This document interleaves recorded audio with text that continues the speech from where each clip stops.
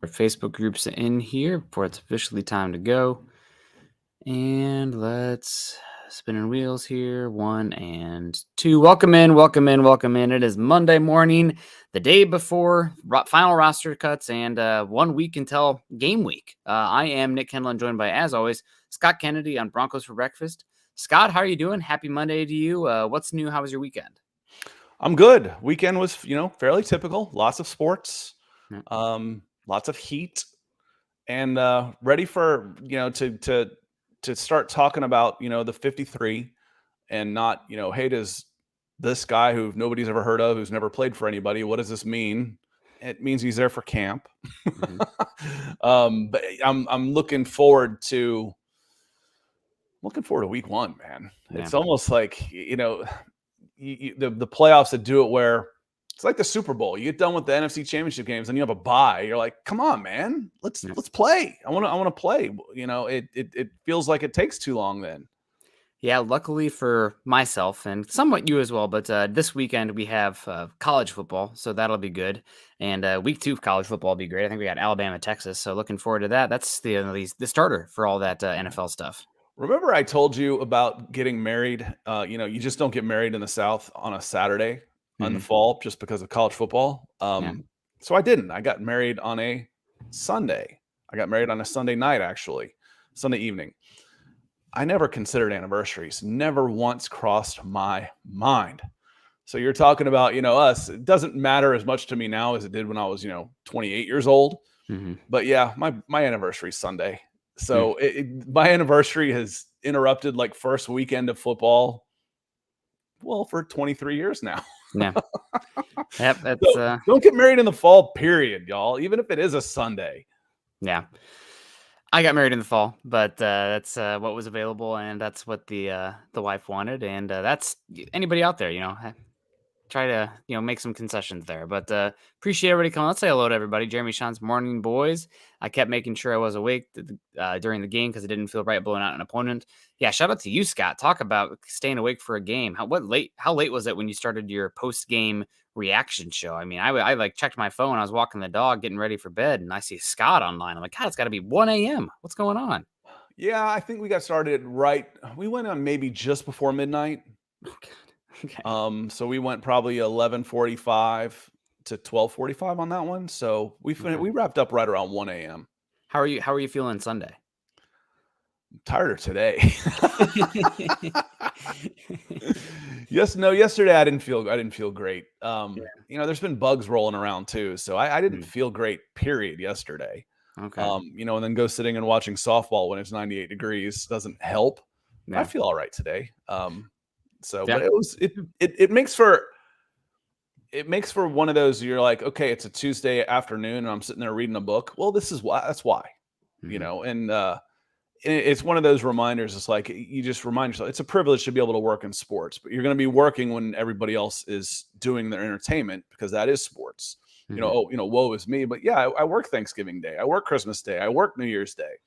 But it's a well worth the trade-off. To be able to have the privilege of working in sports. Yeah. And I was screaming at my phone, walking the dog. I came in at a moment. Somebody was asking about Seth Benson, and Scott's like, I've never heard of that person. He went to Iowa, Scott. We should all know Seth Benson. No, it's well, no wonder I haven't heard of him. He's on the defense, though. Everybody should know that. But I literally didn't. Yeah, remember. I was like, he led the team. Really? I don't remember that name. Practice. I know it's late. And I'm getting old. Yeah, man, I don't remember the name Seth Benson. He third string. I wouldn't worry about it. I just wanted to razz you a bit because the Iowan in me was let down. But Kevin Gray coming in saying, morning, Nick and Scott. Big mile high salute to Broncos country. Denver Broncos for life. MHH for life. Love me some 40 burgers with cheeseries in there. Yeah, definitely a good Broncos victory there against the Rams. Broncos sounds like they did not win either of the joint practices out there. So how much are we going to care about the 41? I mean, it's still nice to win, but it's all with a massive. Are we going to care about the joint practices? I think you should care about the joint practices as much, if not a little bit more, because it's the ones out there again. But we're talking subjective, completely subjective. There's not even a scoreboard out there. No. So I'm like, you're talking about practice versus practice games. I'm not going to get too worked up about either one of them, man. Exactly. Not too high, not too low on that. Did it feel good to see the Broncos go out there and execute like they did and just dominate? Yes, it did, and don't want to rain on that parade by any means. We got a lot of standouts from that game as well. Cristiano coming in. Good morning, Nick and Scott. Finally, next time we take the field, it's on. 10-7 prediction still good. Yeah, where are you at on the prediction still? I think I'm gonna settle in at about 9-8 right now, just because I want to see it to believe it. I think Vegas has them at about 8.5, so I'm higher on them than Vegas. But I think about 9-8 is where I have them right now. But that makes you, one fluky play away from 10-7 as well. So Yeah, certainly I'm within okay reach. with 10-7. Again, I Yeah. just think that the roster is good enough that you were in a Mhm. bunch of games last year that, how many one-score games were there? And if you win half of those, you're knocking on that door anyway. And Yep. I think you've upgraded your personnel. There were some big holes on the offensive line last year, Mhm. and you've upgraded. In theory, you've upgraded that. And when I start thinking, okay, where have you gotten worse, Nick? Where is this team? Where would you say personnel-wise this team has gotten worse compared to last year? Some of the big injuries are at receiver. Well, there were big injuries last year at receiver, right? Yeah. So you didn't have Tim Patrick last year. You didn't have Jalen Virgil last year for the most part because he didn't play. You didn't have KJ Hamler last year. Okay. Where are some of the other injuries that are affecting this team? You're probably worse. Jerry Jeudy, maybe. How when Yeah. does he come back? I think you're a little thinner at wide receiver because you're down to just one known quantity there rather than two that you had last year. You're probably worse on paper at edge rusher as well because you started last season with Bradley Chubb and Randy Gregory, and now you have question marks behind that. Maybe also question marks in the depth of the cornerback room. Ronald Darby was a little bit more of a known thing than Damari Mathis, known quantity. But other than that, I think you're probably a little bit more certain across the board. I guess we can also say defensive line. I am not positive yet that Zach Allen will be better than Draymond Jones. It might be negligible, but it's equally possible that you take a slight hit. I mean, Draymond got paid a little bit more than Zach Allen as well, so that's certainly a possibility how it plays out. So there's some spots that still have questions, but not to the point where it's like emphatically we're worse here. It's Yeah. just like need to see it. Yeah, and then Jonathan Harris over Deshaun Williams. Neither one of them to me was a. They're both rotational guys, not Mhm. full-fledged starters. That could be a spot too. But overall, I think your personnel has improved, which you'd like to see year to year anyway. But Mhm. who's getting older that might be who's on the decline. Yeah. Well, Kareem Jackson. Is how much is he still going to play? Garrett Bowles could be a question mark there coming off the injury. Yeah. But overall, I think you've improved your personnel and again, watching that game yesterday, I'm just like, I really cannot believe there were people screaming about giving up a 28th pick for Sean Payton. It's maddening. It's maddening to me. The difference that a competent head coach will make to this team will mean a lot more than the 28th pick in this draft. Yeah. The argument always will be, did you have to give up 28th to find a competent coach? So you're like betting that's typically not the price for bringing in coaches. I mean, how many coaches in the NFL that are the competent ones were traded for anything right now? I don't know if anybody that still has a job was traded Just for, because but you don't normally do it doesn't mean it's a bad deal. yeah, If you get value for your capital, you did it. your money, Yeah. your whatever you decide to invest, whether it's free agent money, whatever your investment capital, if you get Mhm. value for it, it was a good deal. Yep. And it does seem like Sean is happy to be here and definitely revitalized the team and himself. I mean, a lot of energy there. Not that he didn't have it there in the end in New Orleans, but excited to see what he can do here in Denver. Also excited to have Michael Ronquillo coming in saying, "Good morning, Nick and Scott. On Broncos for breakfast. Go Broncos and Buckham. Good to see you, Michael. Hope you're doing well there. Hopefully it's not too hot down there in Arizona with everything that's been going on." Gary Palmer 999 says, "Good morning, Nick and Scott. Don't worry. Sometimes I don't remember my own name. Wait till you're 84. Yeah, I don't know what happened this morning when I clicked the 8:30. I don't know if it was just the drag down and trying to hop No, I over to think he's Scott's talking about channel. the Seth Benson thing, and I Oh, honestly I don't remember ever hearing that name. I really don't. As he much as we're on here, I mean, my God, I'm in 10 Broncos podcasts a week. yeah. I don't remember hearing that name. We talked about him probably in like June and July, May, whenever they did the undrafted free agents, and he was the other linebacker next to Jack Campbell. He's a steady Eddie, just not quite big enough, not quite fast enough, but he'll be fine on the practice squad. Yeah, and I don't study the fourth and fifth column on the depth chart to know. Hmm. Like, I don't recognize the name Josh Hammond. If he had Hmm. had 6 catches, I probably would have remembered him though. He was the guy Um, that they just brought in that had a late touchdown catch, I think. yeah, Marcus Haynes. I did see him and wasn't sure who that was. Art Green. There's another one, left corner. Yes. I don't know who he is, and I don't know who Devin Key is. Yep. Undrafted free agent guys. So Yeah, that's those yeah. are the ones I'm looking at. I'm like, I don't recognize those names. Seth Benson qualified. That's about it on the 90 Yeah. man. I pretty much recognize everybody else's names. Yeah. No, I think we'll give you a pass. I just had to razz you because the Iowa Iowa Hawkeyes. Yep, classic. exactly. How dare you? Sean Burns, good morning, everybody. Good to see you, Sean. Hope you're doing well. Cristiano asking, has any been cut already? We have 5 names here that have been cut, released/waived. We have Isaiah Prince on the offensive line, 3 wide receivers, and Kendall Hinton, JJ Koski. That's a name I don't recognize, Scott. Wide receiver Nick Williams, and defensive back Delonte Hood. So Broncos making a move. The biggest name there is probably Isaiah Prince. If you guys recall that first preseason game, Isaiah Prince actually got a start with the ones at right tackle.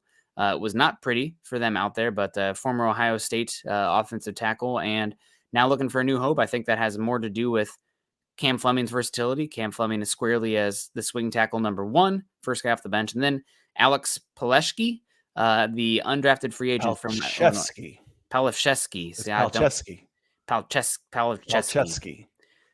My Polish is not Yeah, very good. it's you forget how they actually trying to do it phonetically as soon as you say Coach Krzyzewski, and it's Yeah. like KRESKRSY Yep. BLCTF. A, What? B, C, D, E, F, G, Yeah. @ sign. Coach K. Coach K. Yep. Palashetsky. He did not play amazing in this game. He injured his finger, and after that, kind of went downhill. But the fact that they moved on from Isaiah Prince that quickly makes me think that Palashetsky's got a pretty good chance to make this roster.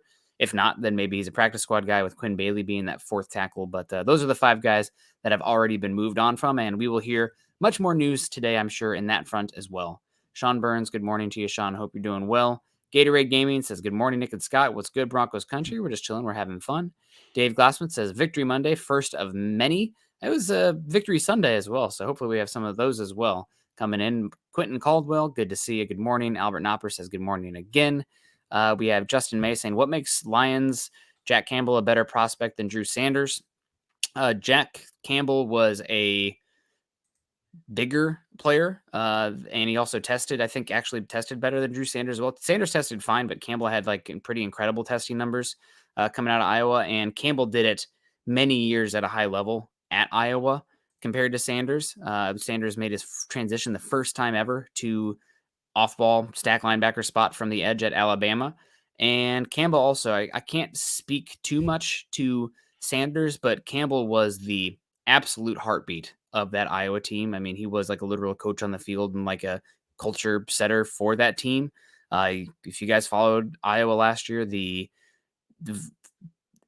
terribleness of the offense could have really easily cost the team a lot of games. I mean, it did cost team games, but like defense could have, mutinied a little bit against that, and Campbell kept them all together more about the team. And you hear the guy talk. I mean, he's a dude. So Sanders could end up being the the better player, and Campbell could have been overdrafted at 20th overall. But Campbell is a heck of a player with a massively high floor given what he can accomplish at Iowa. Yeah, and talk about the floor. Let's talk about the ceiling. 6'5", 250 pounds with a 38-inch vertical and a 6'7" L cone with a 4.24 shuttle. And those are edge numbers, y'all. Those are first-round edge numbers. Yeah. And just where the linebacker spot is going in the league right now, a lot of these guys are, 6'1" to 6'3", 235 pounds. So you actually have a true between the box linebacker that is good enough in the run game that you can play less linebackers, less defensive backs out there and still, be okay there against the run. If you want to live in penny, if you want to live in dime, if you want to live in nickel, your guys that are run stoppers need to be that much better because there's less bodies. So Campbell going first. I was about that. Maybe I'm biased as an Iowa fan because I know what Campbell brings in the locker room as well. But those are the reasons that, in my opinion, Campbell went higher. Maybe he was slightly overdrafted. We'll find out. But I think both are going to be very good players and should be exciting. Here's the real bottom line. I love Campbell, But I would rather have Sanders at, 75 than Campbell at 20. The value that you got for a linebacker there with Sanders that late, I think is phenomenal. 67th overall was a third. Yep. Yeah. No, again, I look at Jack Campbell's numbers. I'm like, man, I'd be putting him outside. He'd be rushing the passer some for me. I mean, that's Brian Urlacher type of size for the era. Brian Urlacher was a monster. He was huge. You might look him up now, and he's like, Scott, he was 6'3", 230. Yeah, but 30 years ago, that was big. But yeah, I didn't realize Campbell was that big. I mean, he's 6'5", 250 pounds.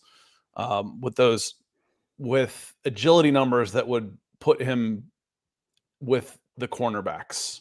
Yeah, that's pretty incredible. Yep, he's Magic Mushroom, Josie Jewell. Bigger, faster, stronger. They give him the Mario Magic Mushroom. That's essentially what Campbell became. Fire. We were doing NBA Jam on Saturday, so talking about Alberto Gonzales, and we'll get into that one as well. Yeah, we will. Jeremy Bales in here saying, "Let's go Denver Broncos for life." Hope you're doing well, and thank you so much for joining us. Philip Hagginson coming in saying, "Morning, everyone." CC's in the house. Morning, all. Hope you're doing great. We are doing great. Dominique here. Nick and Scott, what's up? Broncos country, mile high salute. Any 53-man roster predictions? We'll definitely get into that here in a second. Jake Gerard said, "Morning, guys. Do you think Jaleel McLaughlin can get 25% of the playing time to start the season?" I think you're going to see 5 to 7 snaps for the offense to start the year as long as the guys in front of him are healthy. I don't think that ends up being 25% of the snaps. You're talking probably 10 to 15 in that range, just ballpark. But the more you take advantage of those opportunities, the more snaps you're going to see. All right, let's think about that. How many touches do you think he gets a game the first 6 weeks of the season? Touches, not snaps. Probably 4 to 6. Okay. Now, if he gets 6 touches, let's go on the positive side of this. Are you giving it to him every time? No. Well, if it's a touch, then he's getting it every time. Every time he's got a snap. Apologies. Okay, a snap. Okay. So I think he's got 6 touches. You're not giving him the ball. He's not touching the ball every snap he's on the field, or else that would be a big tell, right? Yeah. So he's out there at least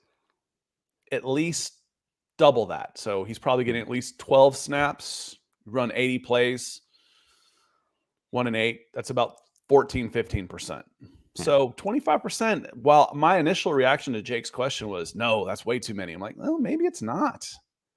Maybe it's not too high, but 15% of the snaps to get 4 to 6 touches is about right. Yeah. I think probably 5 to 10 snaps a game and then, 4 to 6 touches. I think we'll get him the ball when he's in.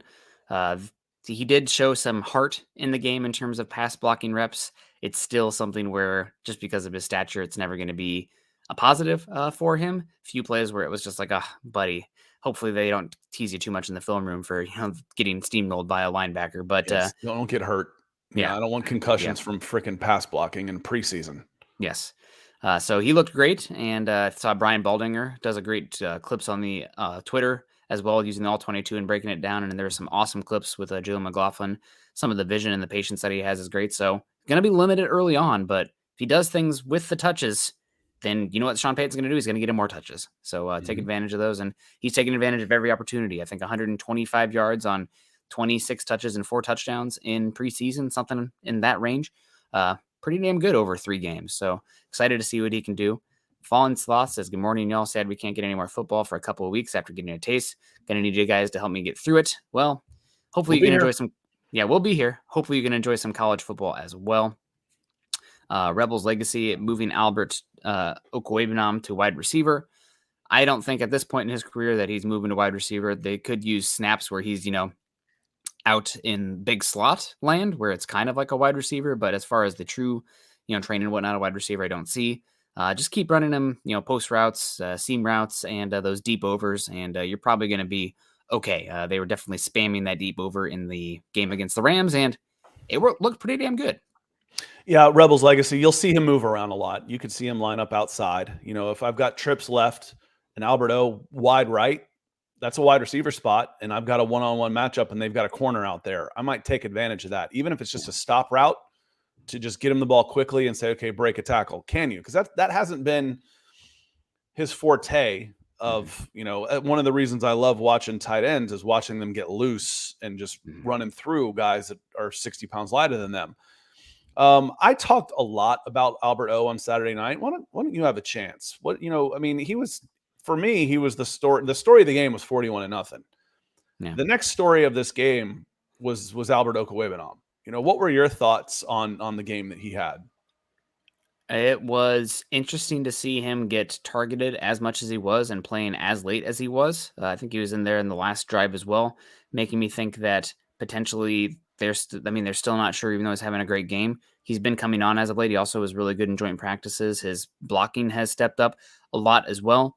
However, if you are tight end 3, tight end 4 on a roster, most teams are going to be pretty curmudgeony about that and your special teams contribution from that spot. And he has not brought that to date. So I'm curious. I mean, if he's great and let's say the Broncos have a set price for him and nobody's willing to offer it in a trade, I'd rather them just keep it and figure it out elsewhere, because especially where this team is at right now with the wide receiver weapons, you're probably going to need to supplement that a bit, and using the tight ends is a good way to do that. But right now, I think that they were showcasing him. He looked great. It's finally coming together for him, only 24 years old. Sometimes it takes that long for a tight end. But it's a hard conversation still, because if you're tight end 3, tight end 4, you better damn well play special teams. And Alberto has not been a good contributor in that phase to his career to date. And Rebels Legacy said, but does he even make the team as a tight end? Well, he probably wouldn't make the team as a wide receiver, but I throw that number out. Just combine them to a certain extent.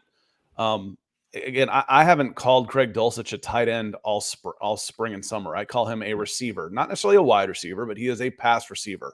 Yeah. Can you carry 2 guys like that? But is Alberto ready to step up and do better at blocking? I've seen some returns on that. And as I said Saturday night, I said part of it can be a little bit frustrating.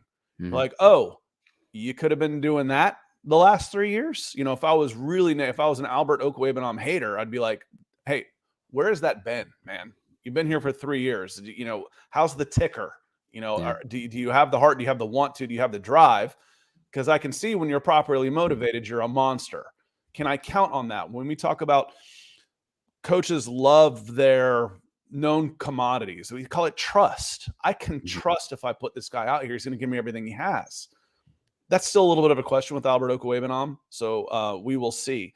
There was a question here from Colin that reminded me when you said the biggest name, of that bunch. When you said Isaiah Prince, I raised my eyebrows, because I think the biggest name of the guys that got cut was Kendall Hinton.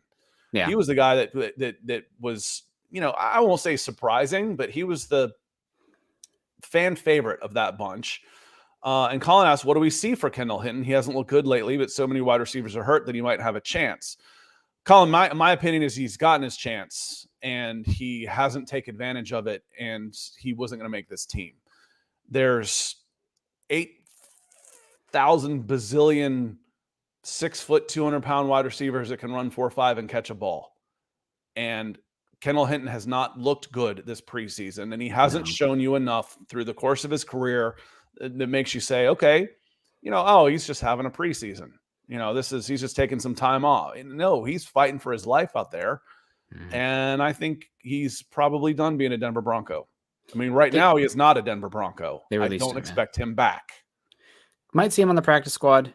Still, he's I think he's somebody that's probably not going to have a lot of demand across the league. So the versatility they had from him, you could see him back on the practice squad. But yeah, he looked poor out there in comparison to little Jordan Humphrey and Marquez Callaway. And he's one of the 6 spots we talked about also. You don't get one of the 16. Oh, we could afford one of the 16 spots for him. He would take up one of your 6 veteran slots on the practice squad, where you're allowed to keep 6 veterans, guys with 3 or more years of service. So if you're entering your 3rd year, you could only keep 6 of those guys. Kendall Hinton would be not one of 16. He would be one of 6. Mm-hmm. So going to be interesting to follow. We appreciate him for his time in Denver, but definitely struggle in preseason out there. I think how many holds did he have in that San Francisco game? I mean, just not executing, death by inches, if you will. Hunter Relis says, good morning, Scott and Nick. First time here from the Falcons podcast. Well, welcome, and go Broncos. We got Ryan Slavic coming in and saying, good morning, everyone. I think Lil Jordan Humphrey stepped up the last game and earned a spot. He's a big physical receiver that could help us out. What do you think? I think right now he is in the top 5 of the receivers that make the team. Again, talking about your tight end 4, your running back 3, your linebacker 4, whatever. those guys have to contribute in special teams. I'm not sure exactly what Humphrey's contributions would be in special teams as much, but he's one I think makes the roster initially. Maybe he's somebody, though, that is one of those guys that is going to hop on and off the roster a tad as well. I would say that even if he makes the 53, don't write his name in Sharpie. As Scott said in the last show, don't call your real estate agent looking for a home in Denver. Your spot is still very much in question going forward. Taking a look at the Mile High Huddle, 53-man projections that Eric Trickle put out, and he wrote this before the game on Saturday. He had 6 wide receivers: Cortland Sutton, Jerry Jeudy, Marvin Mims, Brandon Johnson, Marquez Callaway, and Montrell Washington. He had 4 tight ends: Adam Troutman, Greg Dulcich, Chris Manhertz, and Nate Atkins. After Saturday, if I was going to keep 6 wide receivers, I would probably not keep Montrell Washington. No. I would swap out little Jordan Humphreys. At tight ends, I would probably swap out Alberto Gonzales for Nate Atkins. Getting back to the point that was made earlier, I would keep Alberto Gonzales ahead of Montrell Washington and only take 5 wide receivers. Going back to your question, would we even, we'll even make the team as a tight end? Forget that. You got numbers. Can he make the 53? I would be more likely to keep 5 wide receivers and Alberto Gonzales than I would keeping Montrell Washington. Yeah, without a doubt. I mean, catching the ball at the 4-yard line or whatever it was. I mean, you can't just keep making the same mistake over and over again. From listening to an interview with college football coach special teams, the specialists have gotten so good. It used to be like, tell them to put their heels on the 12, tell them to put their heels on the 10. A lot of coaches now are telling players to put their heels on the 8, and then anything from behind you, let it go. And the fact that he's fair catching in the 4, you can't have that considering how much of a specialist he is and how niche his role is. So maybe a practice squad guy wouldn't count against the 6 there for the Broncos, but I think he is out after not a lot of great opportunities to do things out there because of just how the kicking game worked in these last few preseason games, but not enough shown to make the team when you have limited roster spots. So yeah, and again, going back to the question about Atkins, as Michael Ronquillo says, Atkins is an H-back type, where he's tight end and fullback. Does he make the 53? And, the question's like, what's the worry with Nate Atkins? Is he easier to get on the practice squad? He was an undrafted free agent, right? Yeah. I mean, so every team already passed on this guy close to 300 times. I don't think, if we're talking about who could I get onto the practice squad, this is a guy you have practice squads for. Yeah. And maybe I end up flexing him. Maybe Alberto reverts back to the Alberto we've seen the last 3 years, which hasn't been a whole lot. Yeah. Well, then I elevate this guy and I say, Alberto, thanks. You were on a 1-year deal, which you're on the last year of your contract. But I don't see a big need to keep Nate Atkins on the 53. I don't see a desperate need to keep him there for fear of losing him. I'm losing the word for this. Impetus to keep him there where Alberto would be claimed. Someone would snatch him just off of Saturday night's game film alone. I mean, it really comes down to what our team is willing to offer for Alberto Gonzales right now. Like, let's say somebody offers you a 4 and you give up Alberto Gonzales in a 6. Maybe that's a conversation you want to have there. Only 1 year of control left. And again, that tight end 3-4 needs to contribute on special teams. And so far to his career to date, Alberto hasn't.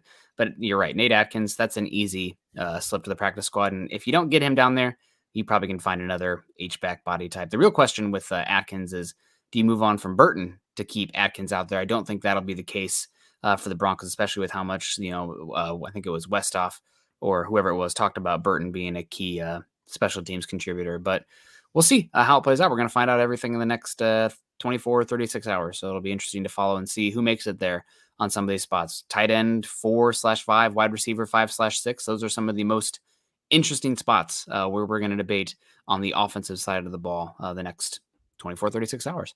Chris Jenkins says, I'm more worried about our offensive line. Do you guys see any cuts from other teams coming to the Broncos? I think that you can list probably 8 guys right now on the Broncos offensive line and feel okay about listing those guys making it. 7 for sure, but I think about 8. After that, though, you probably want to have 9, 10 on the roster, and I think those last 2 spots are questionable still. So starting 5, obviously, Garrett Bowles, yes. Ben Powers, yes. Lloyd Cushenberry, Quinn Miners, Mike McGlinchey. Depth-wise, I think I've seen enough from that I would feel comfortable saying they are for sure making the team would be Cam Fleming and Luke Wattenberg, I think had an okay preseason overall, center and guard versatility. I'd also put Alex Pisheski in there. Hopefully I got it right that time. After that, though, 9, 10, Kyle Fuller, maybe. Quinn Bailey, maybe. But those are spots where you're the NFL scouts, not the people scouting the college game, but the ones scouting the NFL tape, are going to have to make their money and say, is this guy worth it? Are the Broncos worth putting a waiver claim on a guy early? Because the Broncos are 5th in waiver claim. They're going to have a chance to get some guys that they put claims on. And Chris, the problem with this, I'm more worried about our offensive line. Do you guys see any cuts from other teams coming? That 5th is big. Having that 5th claim spot is big. Everybody wants more depth on the offensive line. That's really the problem. Is unless you're looking at a salary cap casualty, and if you put him on waivers and claim him, you actually have to keep that guy's contract. So if someone else is cutting him for a salary cap reason, and when you claim him, you're taking on all of that cap money instead of letting him clear waivers. And then you can sign him to a new contract that's closer to his value that got him cut to begin with. It was the big reason last year it was last year or 2 years ago, but Alex Leatherwood, former first-round pick from Alabama to the Raiders, they waived him. He went completely through waivers. No, he didn't. He didn't. Okay, I thought he did. He did not, because this just happened. This just made the news again. Okay. He was cut now, though. He got claimed by the Chicago Bears. Okay, I thought he which put them on the hook for his entire contract. They just cut him. The Chicago Bears just cut him. So now they're sitting there with like $6 million of dead cap money from his rookie contract. If he had cleared waivers, they would have been able to sign him to whatever contract they wanted to. But they claimed him, which meant that they had to pick up his current contract. So as someone put it, may have been Bill Barnwell or somebody I was reading this morning, it's like, 2 teams have made big mistakes on this guy now. Yes, I expect to see a merry-go-round of 300-pounders at Dove Valley the first 3 weeks of the season. Whether it's practice squads, tryouts, whatnot, you will constantly be looking for defensive linemen and offensive linemen. Yeah, absolutely. And we appreciate that comment. Ash coming in here saying, good morning, guys. My prediction is 11-6. Feel very optimistic with Peyton as the head coach as long as key players don't get injured. That's the name of the game in the NFL, isn't it? Cannot wait for the regular season to start. Me neither. Thank you so much for coming in. We appreciate you and hope you had a great weekend. We got David Bishop coming in saying, morning, guys. I was just thinking, just imagine what we'd be talking about today if the score were flipped. I don't want to imagine that world because we've been living in that world for too long. We saw it last year in that stupid Nickelodeon game, so we've already lived it. Jamal Killings, morning, Broncos country. What happened after that game? Nathaniel Hackett. Well, first Randy Gregory punches somebody on the field, and then Nathaniel Hackett gets fired, and everybody's embarrassed. So, yeah. Yeah, we might be talking about is Sean Payton cut out for this job if it was 40-0.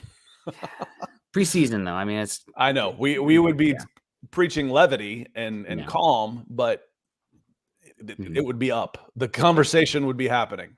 Yep. Good to see you, Chris Jenkins. Morning to you. Hopefully this year will bear more fruit than the last few. Zach Powers, morning. Very entertaining for a preseason game. Feeling good about the coaching staff. Absolutely. Ryan Thompson coming in, rocking a fabulous beard there. It's about time for those good beards to come out, right? Isn't it? It's getting a little cooler now. Says, what's up, fellas? Even though it was a players fighting for a spot on the team, it does look like the team is really coming together. Humphrey, Johnson, Mims look nice. If Albert doesn't make the team, I feel like the team put on a good showcase for him to trade him. Yeah, the Broncos have, without a doubt, and I've heard from multiple people, there have been teams calling about Alberto Gonzales. The question is, what is the line of worth keeping versus the trade capital? I'd probably put it at about the value of a early 5th, maybe. I'd rather keep him because then you're restarting the contract. You got guys that you can move around. That those picks do matter, but you have 30 hours to make that decision. I think that there's multiple teams right now, and they are weighing their options. You have 30 hours to make that decision on him, and it was a good showcase for him because what have I been saying all along? I keep saying, no, you can't trade this guy. He was drafted in the 4th round, and he hasn't shown that he deserved to even be traded in the 4th round, drafted in the 4th round. Now, it's amazing. What have you done for me lately? All it takes is a game like that to remind people, But then, I'm doing my due diligence and saying, well, where has that been? If I'm about to spend on him, I've seen the good. Now I got to find the bad. And the bad is, where has that been? That's my question as a general manager. And I got to find that out before I send anything to the Denver Broncos. The Denver Broncos are in a good spot because they can try and get that out of him. And if they don't, then they can cut him. Chris asked a question, what's the difference between cut and being waived? Nothing. They're interchangeable. Well, waived is a player that's on, I think they're not a vested veteran yet. So then they have to pass through waivers, where a player who's cut can be a veteran that goes immediately to the market as a vested veteran. So if the Broncos, let's say Asang Bassi, they move on from Asang Bassi, we need to talk about here for having a phenomenal game and making the team, but they'd have to waive Asang Bassi and then he would go through waivers. But Tyler Lancaster, being a vested veteran in the league for so long, he wouldn't go through waivers. He would immediately, if the Broncos cut him, he would go to the free agent market. So those are I did not know that. Yeah, so it has to do with how long they are in the league and the process of where they go. So pretty much, guys, the way I think about it is if they would be on a rookie contract, they would go through waivers. If they are second contract players, they are outright cut and then go immediately to market. It's the reason why the Broncos last year did a little bit of a cap game, or not a cap game, but a roster game. They cut Mike Purcell and then immediately brought him back. Why would you do that with a veteran? Because they go immediately to the market. You don't go through that process, and then you can outbid any teams coming up here. So like if the Broncos want to do that again, your guys like Asang Bassi or one of those undrafted free agents, they'd have to be waived.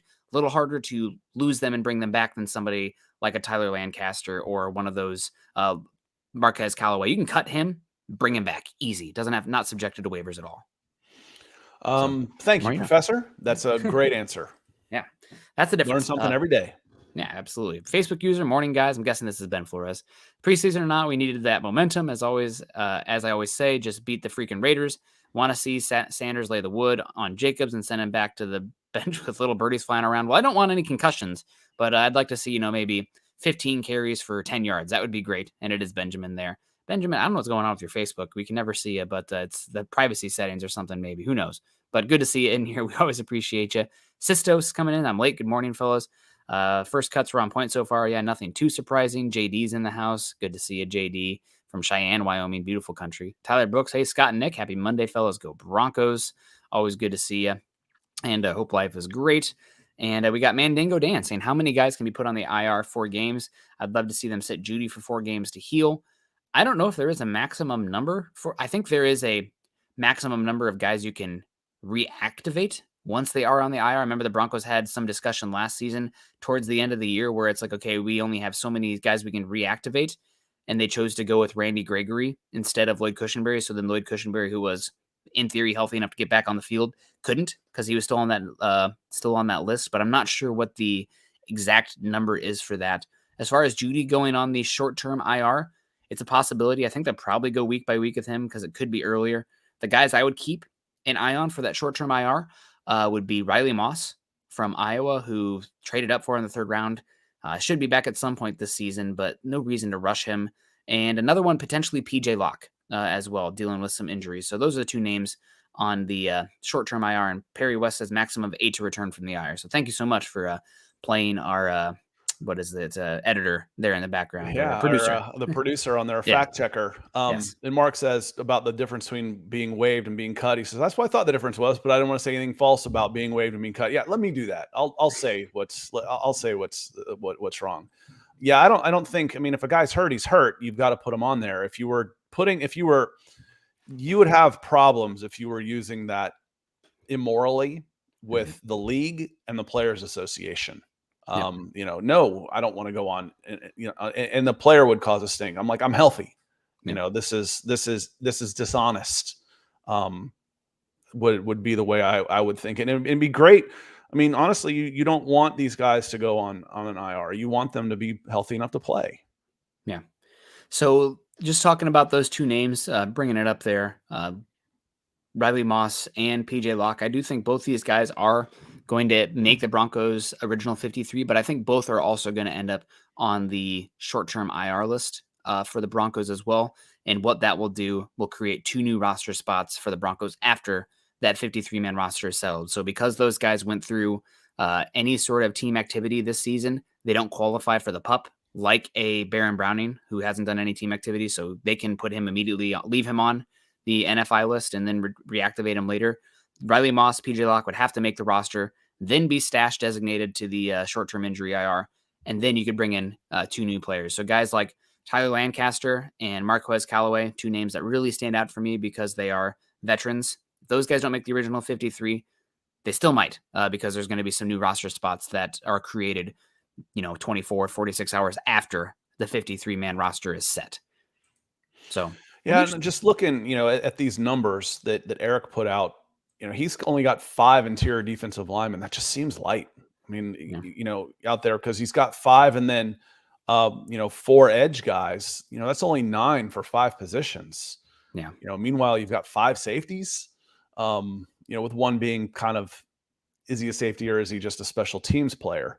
But again, there will be some manipulation around there. I would certainly like to have a little bit better depth on my interior line. As much as those guys rotate, I want more than 5 on my 53. I want 6 on my game day. Yeah. I think they'll probably end up keeping 6 interior defensive linemen. I think we have the top 4 are pretty easy to say in Jones, Allen, Harris, and Purcell. I am curious about Elijah Garcia. I think he ends up practice squad, even though he's had some splash plays. I don't think he's been as consistent as Matt Henningsen. And then the last one, I don't think he's going to make the original 53, but Lancaster, given where he's at in his career and what they can do with the roster games with him, I think he's an on candidate for the Broncos because he's been solid. And the other part of that is you can run 2-man interior defensive line fronts, with in a lot of packages.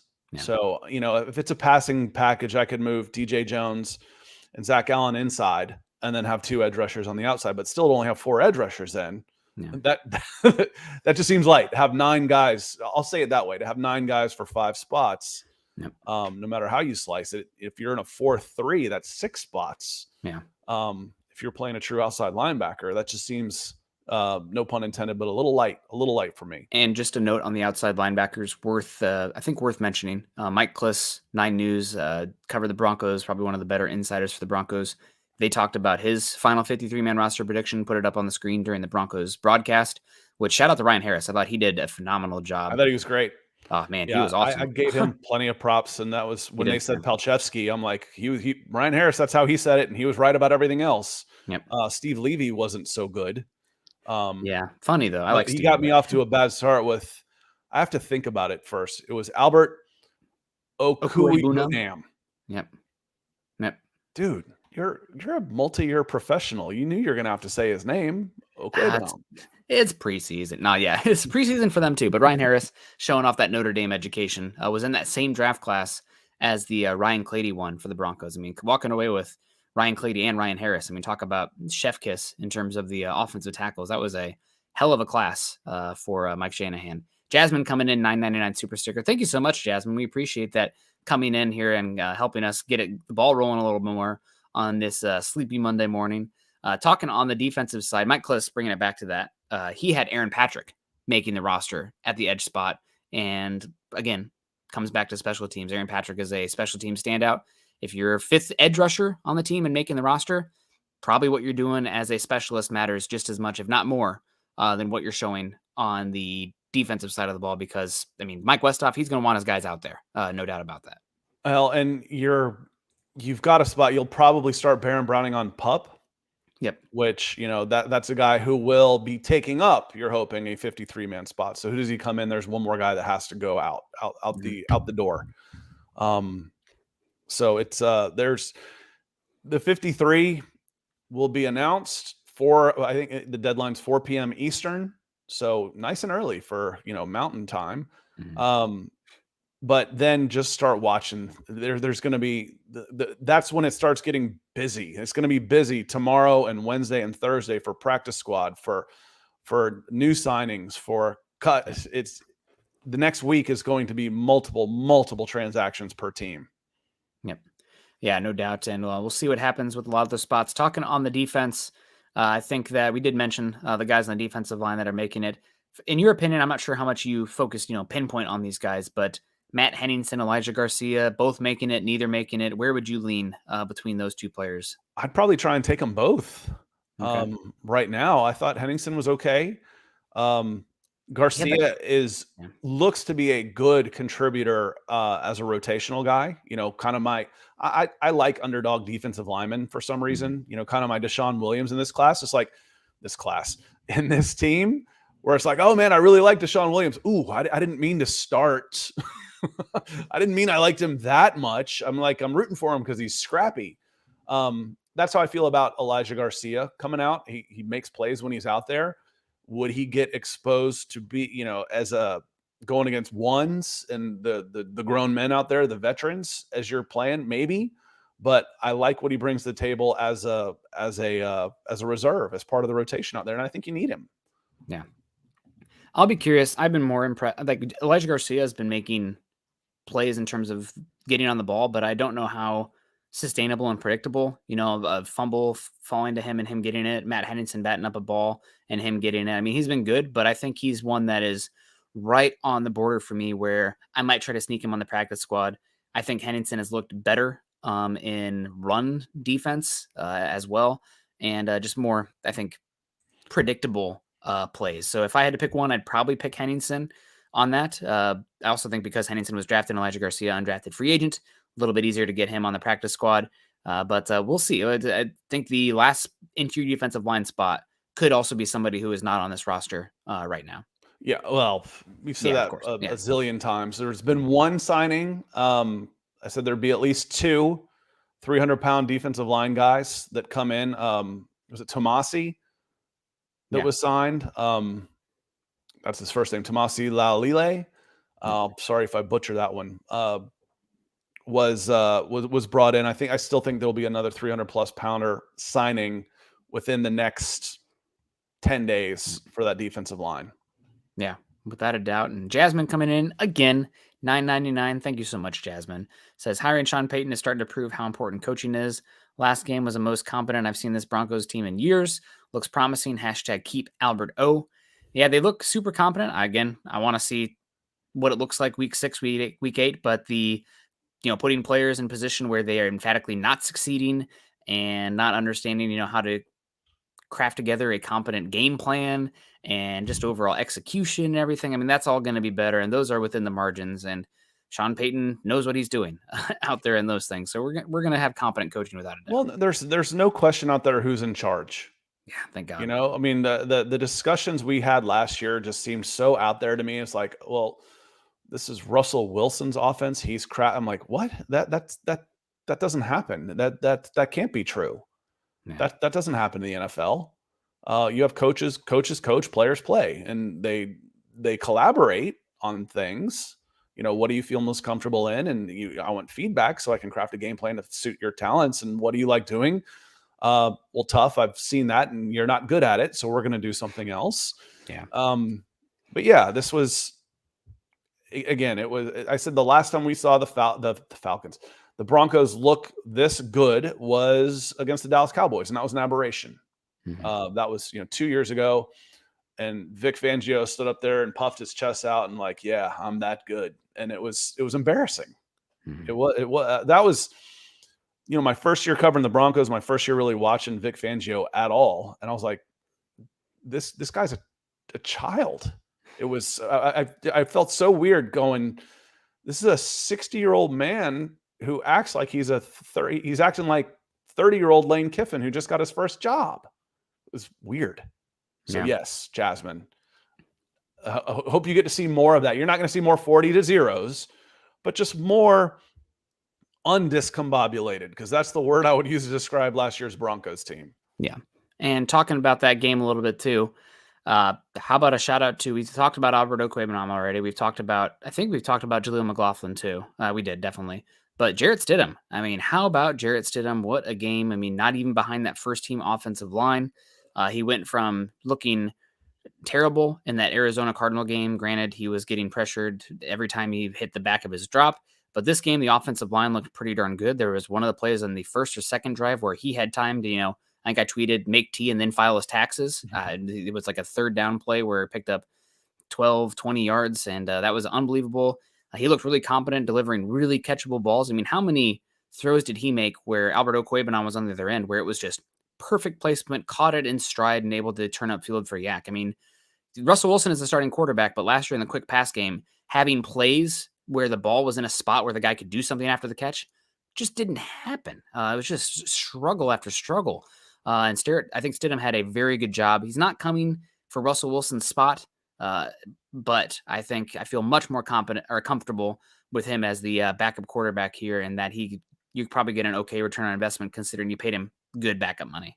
Yeah, and that's what he's there for. And you might see him some this year. It's hard to stay healthy through 17 Yes. games, and you've got the feeling of I don't have to force Russell Wilson out there if he's not 100%. He's he tweaked a hamstring. He's got an ankle, his shoulder. Okay, Russ, sit this one out. We've got this week and a bye week next week. Rest for 2 weeks and then come back in. You feel that. God bless Brett Rippon, but we talked about that for 2 years. What are they doing with him? I don't understand, because he's not a long-term starter. He's not really even a quality backup. He's a Kellen Moore prospect where you want him to be a coach, and then he didn't end up even being a coach of the Denver Broncos yet. Maybe he will one day if he has good feelings coming back, but the whole thing was a little strange. Massive upgrade in the quarterback room. Yeah, without a doubt. And last bit, did want to talk a little bit about before we got on out of here. So we worked through the offense mostly. We worked through the defensive line. Linebacker, I guess pretty set and forget here. You're going to keep 4 guys. It is unfortunate that Jonas Griffith got hurt. You might have more of a conversation then, but with him out, your top 4 easily making it. Josie Jewell, Alex Singleton. Drew Sanders looks more and more comfortable by the week.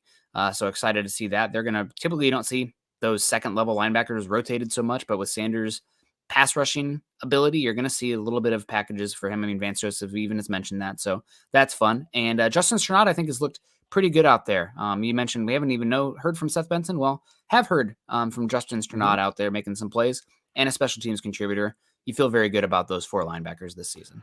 Yeah, I have seen Justin Strnad this year. I mean, I've seen him out there making plays and pursuit and in coverage and doing some good things.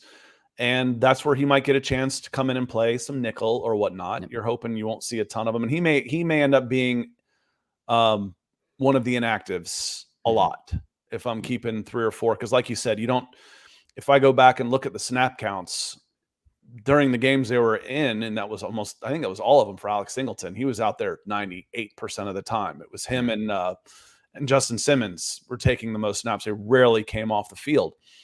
So you keep them on the 53, but you'll probably, I think you'll see when they do their inactives. And I guess that becomes the last question. Do you keep 3 quarterbacks? Do you feel the need to keep Ben DiNucci on the as a 3rd quarterback for your 49th active player on game day? I personally wouldn't, but I haven't done enough research, and I want to see what the league does with that extra activated player on game day when you have a quarterback in there. So I wouldn't right now, just because I like enough players on the other sides of the line, and I don't think DiNucci is a long-term potential starter type out there. And I saw enough from Stidham where I'm comfortable just keeping him, but definitely possible. Hopefully DiNucci can be get stuck in the practice squad. Yeah, I don't think I'm with you on that one. I would probably just keep the 2 quarterbacks and Russell Wilson and Jarrett Stidham. Yep. Michael Ronquillo says, great show today. Nick and Scott on Broncos for breakfast. Go Broncos and Buckham. Thank you for joining Jasmine and double dipping today. Michael, that actually might be triple dipping from you 3 times. Yeah, the hat trick. Thank you so much. That's really do appreciate that. And wrapping it on up here, the secondary. This is one that I thought he has not shown enough to make the team, but asking around, it sounds like maybe a little bit of we've paid this guy and there's not really a lot of benefit to move on from him. Tremont Smith, who has been, I think, not a positive standout so far. It sounds like he is going to make this team. From what I've gathered, from what I've asked around and heard, I'd be surprised if he didn't make it. And in as the Broncos kick returner, not punt returner, but the kick returner. Most of those aren't coming back anyway. But I think he is making the team. I think it's $2.5 million dead. They'd get no cap relief at all moving on from him. Unfortunately, I think that, not unfortunately, but hopefully he can figure it out. I think that's not been a good early return based on what he's looked like. But I think he is making this team based on what I've heard. Yeah, I don't think merit-wise he's earned it. In fact, I think he's been one of the worst defensive players out there. And Patrick, good morning. Real earlier morning out in Hawaii. Thank you for keeping us well caffeinated out there. Thank you, sir, from Lion Coffee. Check them out, lioncoffee.com. that I think you just say, listen, we made a mistake on this. Oh, well, he's a kickoff return. We averaged like 22 on like 9 kickoff returns. You have less than 1 kickoff return per game these days. For $2.5 million, $3 million, you want more than that. Yep. And one of these guys that I'm probably going to keep is a minimum type of contract. So I need the spot on the 53, man, more than I need to say, yeah, we made a mistake here. We're gonna have to pay him because we're paying him anyway. We might as well have him on the 53. It's just not for me, man. I don't disagree with you. This is more me reporting what I've heard. Yeah, and that's what Kliss said too. Yeah. Kliss said the exact same thing. When he came on the show, he's like, oh, well, he's got a guaranteed contract and they want him to return kicks. I don't love it, but it does seem like that's where we're at. Finally talking about this team, I think pretty safe on our cornerback predictions here. If Smith is making it, they'll probably keep 6 for the initial roster, with Surtain, Mathis making it, Riley Moss, Sang Bassi, and Jaquan McMillan and Tremont Smith. I think Moss ends up on the IR shortly after the 53 is announced, creating space. Similarly, I'm curious about the safety position for the Broncos. I think you're going to probably... Before we move on from corners, yes. That means Sang Bassi, who's been one of the standouts in the preseason, does not make the team. I did say Sang Bassi. If I didn't, then we got one extra one. Is it McMillian you would have off? Jaquan McMillian? I listed 6. Surtain, Mathis, Moss, McMillan, Bassi, Smith. K'Wan Williams is still in there. Oh, Williams. I forgot about Williams. Right. Yeah, I was like, because I'm looking at Eric's list and there's 6 and he doesn't have Tremont Smith. Okay. Yeah. So I guess you probably are keeping, all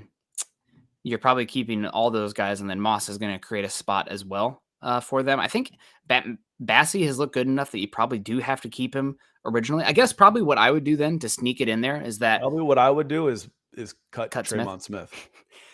Yeah, I don't disagree. Bassi, I guess you could probably justify him as a safety cornerback. We've seen some reps from him from there and have him listed there.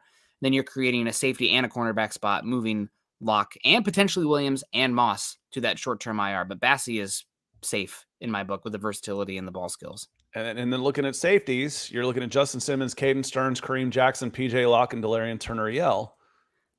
That's PJ 5, which is an awful lot, which I mentioned early in the show. And as Jeremy Shawn says, how does Tremont Smith have a guaranteed contract? It's a question you'd have to ask the guys that gave it to him, but he does. It's a 2-year deal, which means it's a 1-year deal, so you can spread the cap hit across it with a signing bonus.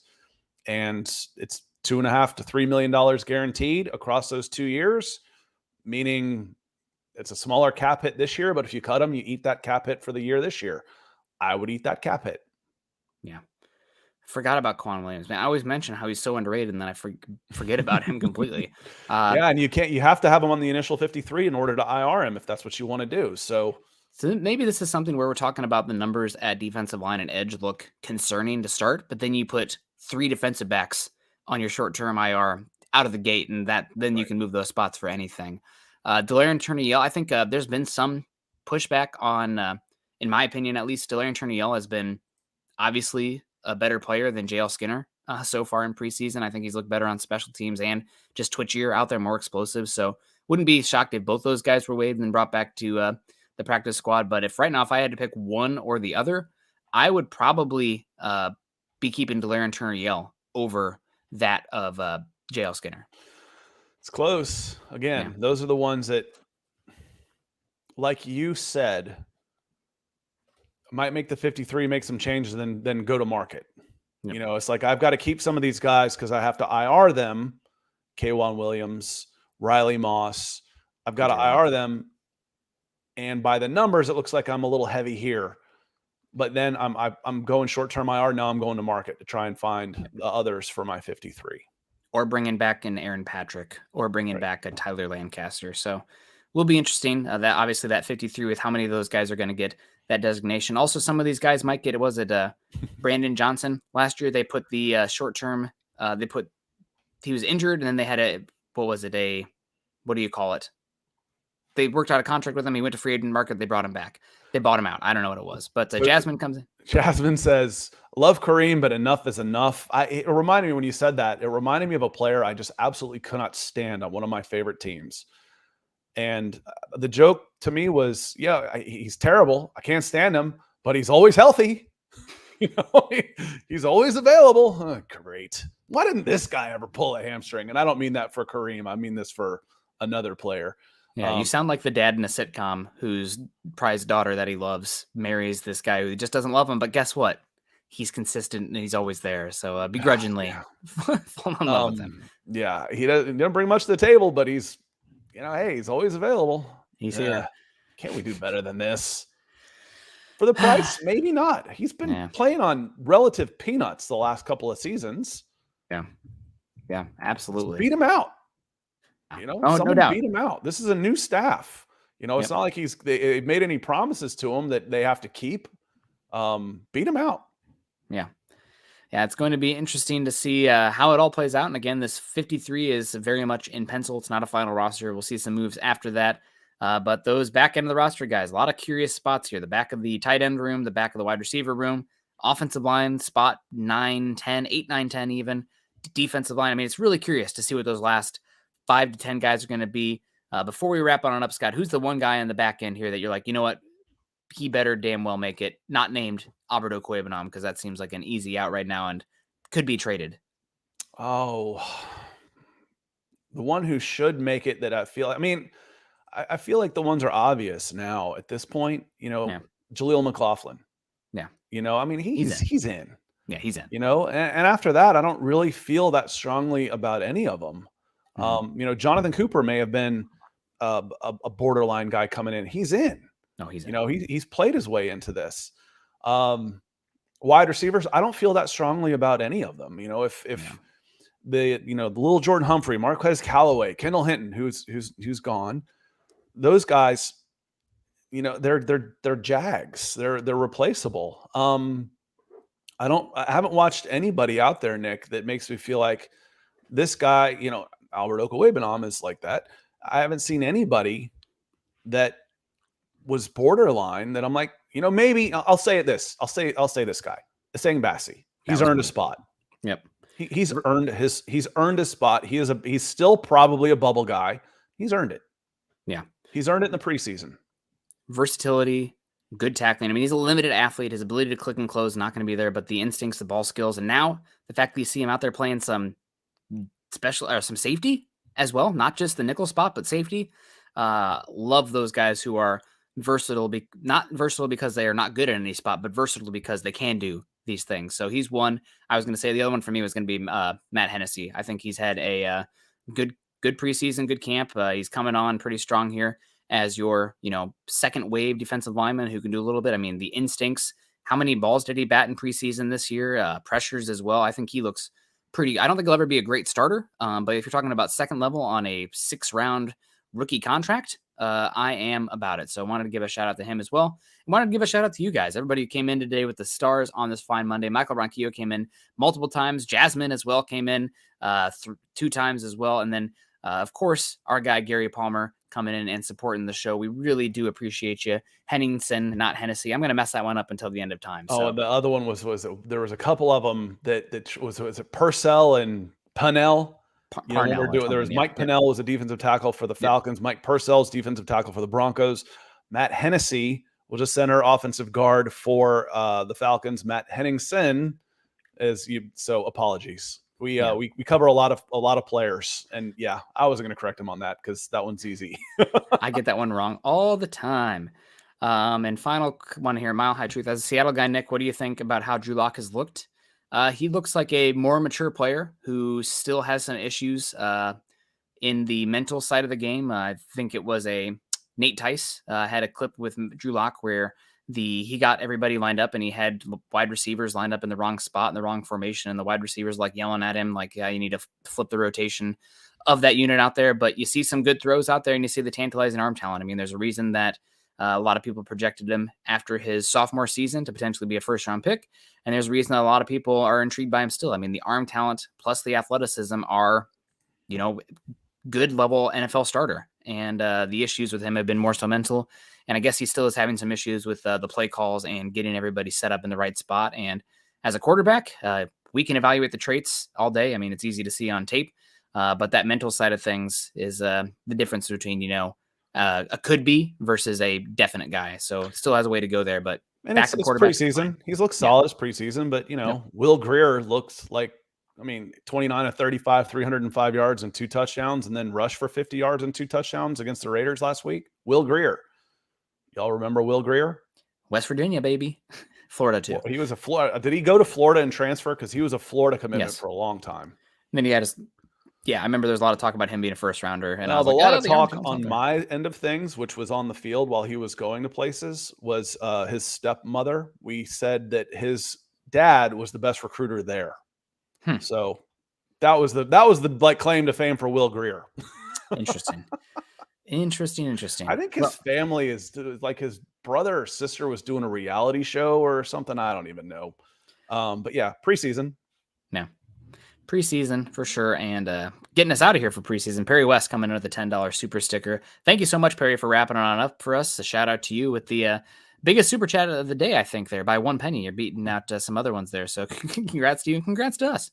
Appreciate everyone coming in here, having a great show today. Have a great rest of your Monday. Make sure you're following Scott and I on Twitter. Scott is at Scout Kennedy or X, whatever it is. I'm at Nick Kendall MHH. Also, make sure you're following us at BFB_pod as well as at Mile High Huddle. If you haven't done so yet, join us on Facebook. Both our Facebook communities, facebook.com/Mile High Huddle and facebook.com/Mile High Huddle pod. And as the ticker says here underneath, please subscribe to Mile High Huddle over on YouTube. Like this show. We got way more eyeballs than likes, so that's easy and free to do. Just click a thumbs up on the way out if you like the show. Click a heart react if you didn't like the show. Being a little tricky. And make sure you guys share this on your social media platforms. I always appreciate, AJ Truitt. I always see him come in after the fact on Twitter and give us a hashtag or a retweet on that. So if you guys are seeing the show anywhere, make sure you're helping us get out there. There's a lot of good Broncos country stuff out there, but I think that our inclusivity in the community makes us different than anybody else out there. We're not here to talk at you. We're here to talk with you guys. So appreciate everyone. Scott, any final thoughts before we get on out this last Monday? No, I think there'll probably be some news today, so we won't have to rehash the entire show tomorrow morning. It'll be a busy day. We'll be back here for Broncos for Breakfast tomorrow morning on deadline day. Lots of people joining us. Welcome to the show. Appreciate you being here. Look forward to seeing you tomorrow, same time. Yeah, thank you guys so much. You guys have a great rest of your day. Happy Monday. Continue to choose kindness and compassion every day, and go Broncos.